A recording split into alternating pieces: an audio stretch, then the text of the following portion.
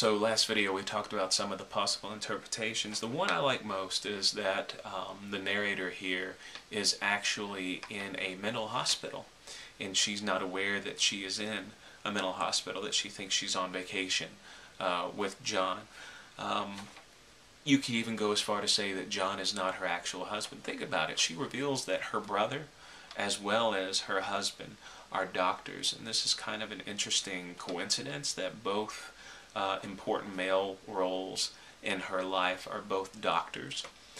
So some critics think that the narrator here is mistakenly identifying actual doctors of this sanitarium, if she is actually in a sanitarium. That she's misidentifying these doctors as family members, that it's her brother, oh, it's her husband. There is actually quite a bit of evidence that this is a sanitarium that she's committed to, not on vacation as she thinks. If you notice John, she says how John and her don't really stay together, that John is away at night treating other patients. Well, it could be that he's treating other patients because he's a doctor at this sanitarium, that there are other patients. We have an indication there may be other patients because when she looks out, she says that she sees phantoms creeping on the lawn. These could be just other patients out getting exercise, and she may not understand this. Think about one of the most convincing pieces of evidence that this is actually a sanitarium is the description of the room itself. This room is not an average room. When she gets there, she assumes that this room has been a playroom for children. She says that the wallpaper's already been torn a little bit. She talks about how there's the furniture is bolted down. That's a little odd detail to have, as far as she also notices that the bed looks like the bedpost has been gnawed on, that something's chewed on it, and we find out later on that is actually her who's chewing on this bedpost. The implication is that she had been chewing on it and not even aware that she'd been chewing on it, because she's just her whatever is wrong with her mentally, she just prevents her from understanding why she's in this room. A few other details. The room is described as having a ring around it, and it's interesting that this ring worn into the wallpaper, the smudge basically, it fits the same spot as her shoulder would fit into, and the implication here is that she has paced around this room so much that she's worn a divot into the wall around the entire room. She just doesn't remember this. This makes sense because we find out later on that her clothes are constantly smudged with the yellow wallpaper. There's also bars on the windows. Now, it's not normal to just go about barring windows, but definitely we see later on she has some suicidal thoughts. Well, if she's in a sanitarium, there'd be other people who would have similar thoughts. That would explain why you have the windows barred as they are. There's also a quick detail. It mentions that she's on the second story, and it talks about how the staircase connecting the second story with the first story, that there's a gate, a locked gate separating the staircase from the top second story to the bottom first story. This is, again, why would you have a lock gate at the top of a staircase unless you're dealing with people who need to be under security, such as you would be with a sanitarium? So there's several details that kind of support that our narrator here is misunderstanding the situation she's in, that she's not on vacation, she's actually committed to a sanitarium. This interpretation, from me, if you like this interpretation, check out the movie Shutter Island, and I think that the Shutter Island movie definitely fits very well with the story that we see in the Yellow Wallpaper. I asked myself, I think it was Scorsese who was the director, I could be wrong on that, but I really asked myself, did he have this story in mind while making this movie? They seem to really fit well together, depending on the interpretation that you make from it.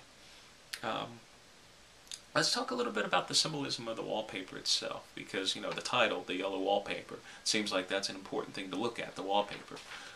Very symbolic. I don't want to go over all the symbolism because part of your research paper you could choose to pick up with what some of the symbolism could be. But there is a constant description of the wallpaper possessing eyes, and this goes back to something that we'll find in Poe. Some of the stories we'll read in Poe talk about kind of the patriarchal eye of judgment. So here the wallpaper seems to be watching the narrator, and that may motivate why she feels the need to just rip it off the walls. She's in a society that already watches her so much with this patriarchal judgment, this critical eye, that she can't stand to have it in this room as well. So the wall could symbolize this judgment that she feels she's subjected to. There's also quite a bit of description that the wallpaper is like prison-like, it has bars and stuff like that. She just thinks that ripping down the wallpaper will release the phantoms that are trapped behind of it. So that prison symbol is definitely there. There's also a part where she talks about how the wallpaper smells a certain way. This goes back to something called synesthesia, and synesthesia is basically it's associated with mental disorder, where some of the synapses in your brains get crisscrossed. It's where you disassociate senses, that you cross them the wrong way. For example, you may smell a color, or you may taste a sight. Here she describes that the wallpaper smells yellow. Well, we would ask ourselves, what does that even mean? What does yellow smell like? This would be an example of synesthesia, though, that could be because of the mental breakdown that she seems to be experiencing. I've had students in the past who've had an interesting take on the wallpaper, that the wallpaper is actually full of mold, that it's yellow through mold and rot, and that could be explaining why she's having a mental breakdown, that she's hallucinating. And at first I thought, oh, it's kind of silly, but then I thought about it. There are several parts of the story where the wallpaper is described as fungal.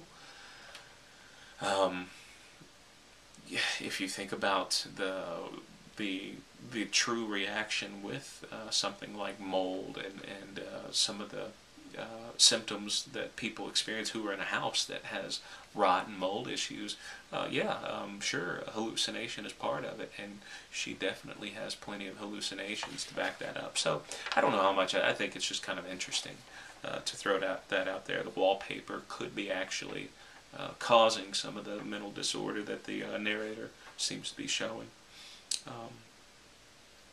The phantoms that are in the paper, the wallpaper trapped behind, we've already talked about how she makes an association with these phantoms. At first they're separate from herself, but then she becomes to see herself as a phantom.